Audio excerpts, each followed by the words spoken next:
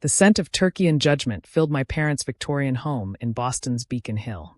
Through the leaded glass windows, snow fell softly, adding another layer of perfection to my sister Catherine's carefully curated Thanksgiving tableau.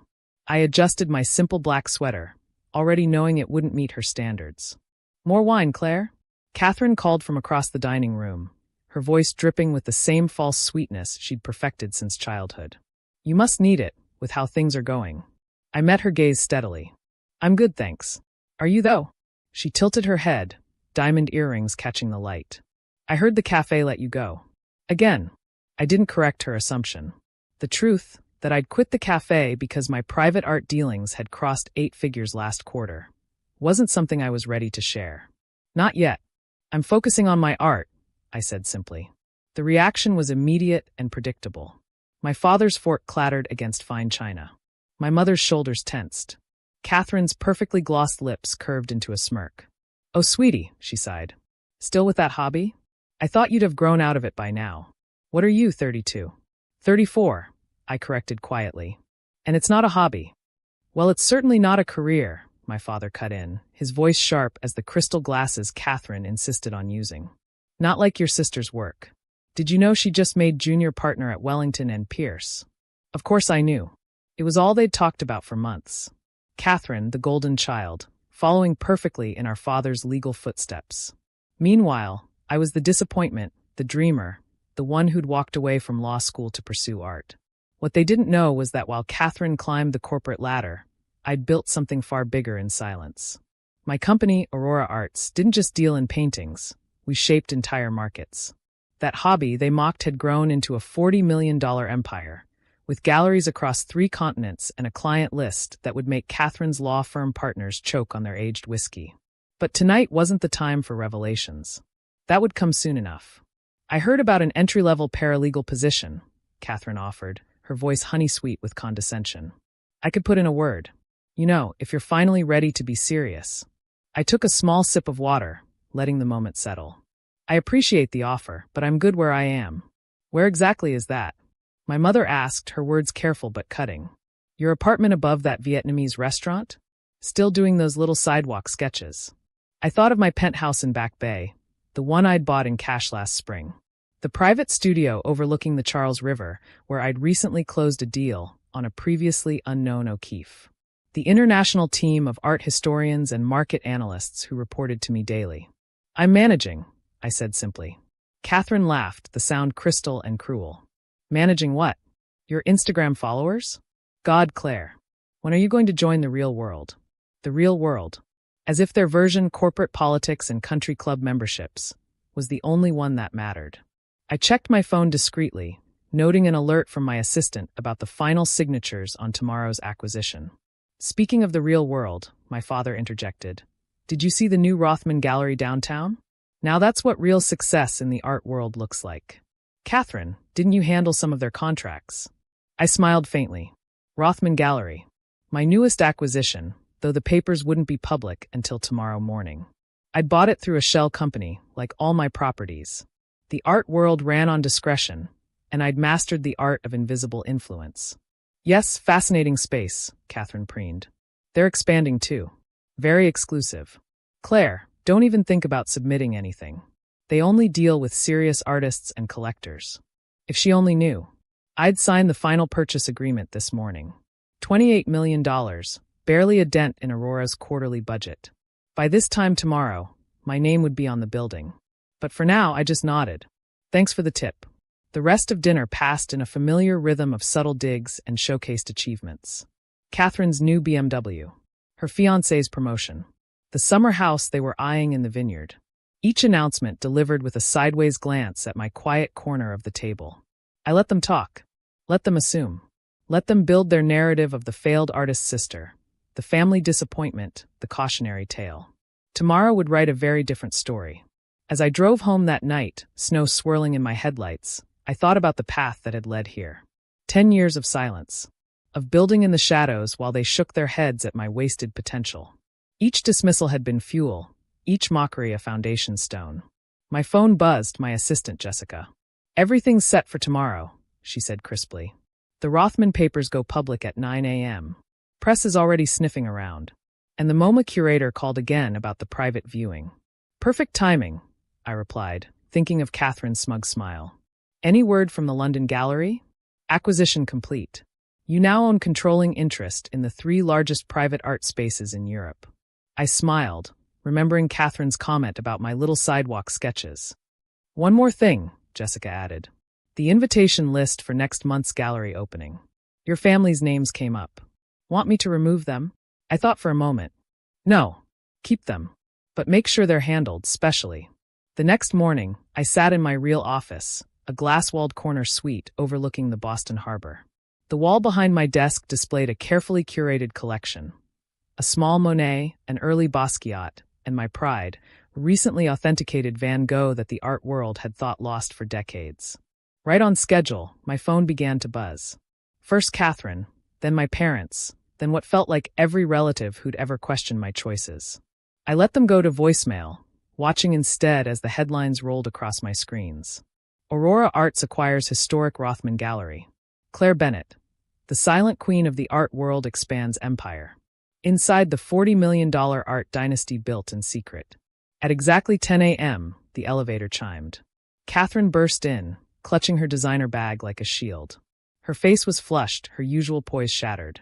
This, she gestured wildly at my office, this is impossible. I leaned back in my chair, enjoying the moment. Good morning, Catherine.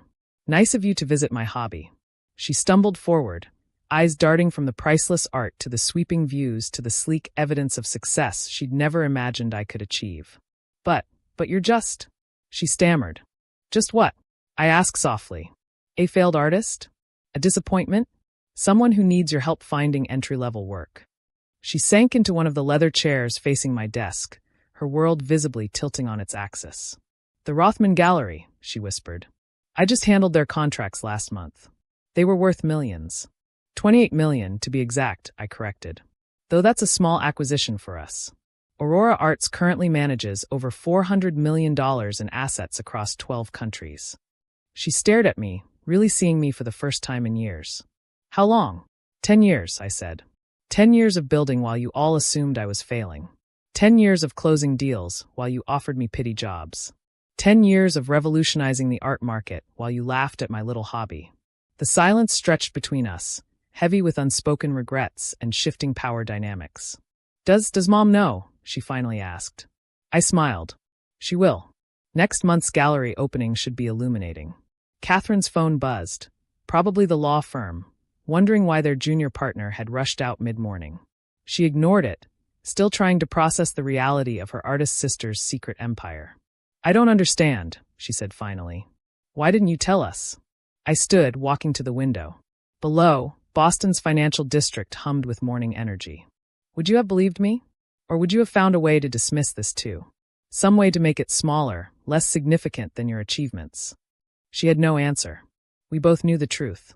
The invitation to the gallery opening will arrive next week, I said, effectively ending the conversation. Black tie, of course. Very exclusive. I trust you understand the art world now. She stood on shaky legs, gathering her composure like broken glass. At the door, she paused. Claire, save it, I said, not unkindly. Success doesn't need apologies. It just needs witnesses. After she left, I sat in the quiet of my office, surrounded by the art and empire I'd built while they weren't watching. My phone buzzed again, my mother this time.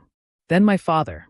Their voices would be different now, full of surprise and probably strategic affection. But I had a gallery opening to plan, and their revelations would have to wait. Jessica appeared with fresh coffee and acquisition reports. Your sister seemed rattled, she observed with a small smile. Just wait until the opening, I replied, thinking of the guest list, the press, the carefully orchestrated evening that would showcase not just art, but vindication. About that, Jessica said, pulling up details on her tablet. The new Van Gogh will be ready for display. Centerpiece of the main hall. And that curator from Paris confirmed, the one who called your work revolutionary in Art Forum last month. I nodded, remembering Catherine's sneer at my little sidewalk sketches. Perfect, I said. Make sure my family has front row seats. It's time they learned the difference between a hobby and an empire. The next few weeks passed in a blur of preparations. The gallery opening wasn't just another event. It was my official emergence from the shadows. The art world already knew me as a force, but now my name would be public, undeniable, impossible for my family to minimize. The invitations went out, thick cream cardstock in black velvet boxes. I had Jessica hand-deliver my families, just to see their reactions. The RSVPs came back quickly, their previous dismissal transformed into eager anticipation.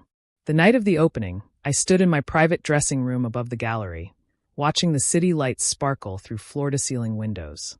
My simple black gown was Valentino, my jewelry subtle but exquisite, a pair of pearl drops that had once belonged to Peggy Guggenheim herself. "They're arriving," Jessica announced, tablet in hand. "Your family's car just pulled up." I smiled, picturing their faces as they entered. The gallery had been transformed, each room a carefully curated testament to art and influence. The central hall showcased the Van Gogh, its colors burning brilliant under custom lighting.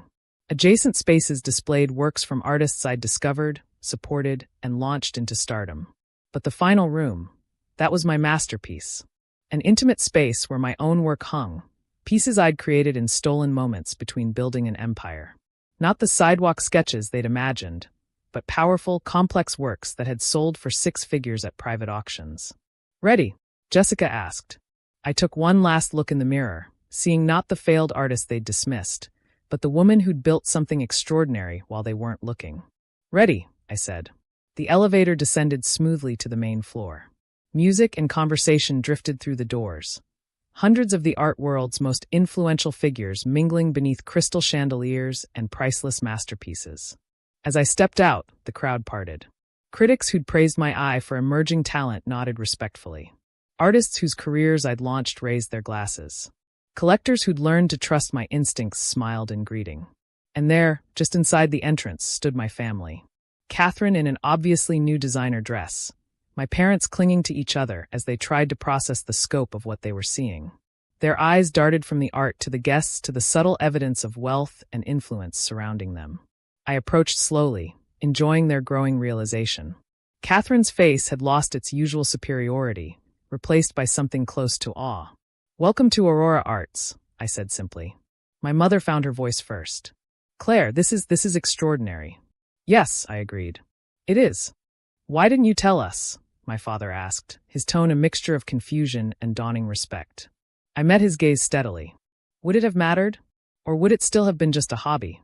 Before he could respond, a murmur went through the crowd. The Paris curator was approaching, his enthusiasm obvious. "Claire, darling," he called. "The new collection is magnificent. Simply magnificent. And to think you've had this vision all along." I smiled, watching my family's expressions shift as the curator continued to gush about my influence on modern art. Their world was realigning, adjusting to a reality where the failed artist was actually an industry pioneer. "If you'll excuse me," I said to them, "I have some collectors to greet." As I moved through the crowd, I heard snippets of conversation. My mother explaining to someone that she'd always supported my artistic pursuits. Catherine telling a group about her incredibly talented sister. My father bragging about my business acumen to anyone who would listen. I let them rewrite their narrative. Success has a way of editing memories, smoothing over past dismissals with present praise. Later that night, after the last guests had left and the gallery was quiet, I stood alone in the room with my own work. The paintings seemed to glow in the dim light, each one a piece of the story I'd never needed to tell. Jessica found me there, a small smile on her face. "Quite a night," she said. "Your family seemed impressed." I laughed softly. Impressed, shocked, maybe a little horrified at how wrong they've been. "The London Gallery called," she added. "The expansion plans are approved. You'll need to be there next month for the opening." I nodded, thinking of Catherine's smug comments about her summer house plans. My empire now included properties in London, Paris, New York, and soon Tokyo. Not that I needed to mention that to them. "One more thing," Jessica said, checking her tablet. "The MoMA wants to discuss a permanent installation. Your work, not just your collection." I smiled, remembering all the times my family had suggested I get serious about my future. "Schedule it," I said. "And Jessica? Make sure my family gets the press coverage from that meeting. It's time they understood exactly what kind of future I've built." The next morning, I sat in my office, reviewing acquisition proposals and artist contracts. On my desk, a small frame held a photo from years ago. Me at my first sidewalk art show, young and determined despite my family's disapproval. My phone buzzed with a text from Catherine. Lunch soon? I'd love to hear more about your work. I set the phone aside without responding. Success doesn't need validation from those who doubted it. It simply needs to exist, undeniable and complete, a testament to every quiet moment of building while others weren't watching. Outside my window, snow began to fall again, soft and silent, like all the best kinds of victory. If this story resonated with you, if you've ever been dismissed or doubted while quietly building something extraordinary, drop a comment below. Tell me about your moment of revelation, when those who doubted finally saw what you'd created. Because sometimes the greatest success isn't in proving them wrong, it's in proving yourself right. And if you're still in the building phase, keep going. Keep creating. Keep believing in your vision, even when others call it a hobby. The best empires are built in silence, revealed only when they're too magnificent to deny. Thanks for watching. See you again in the next video. Stay stunned.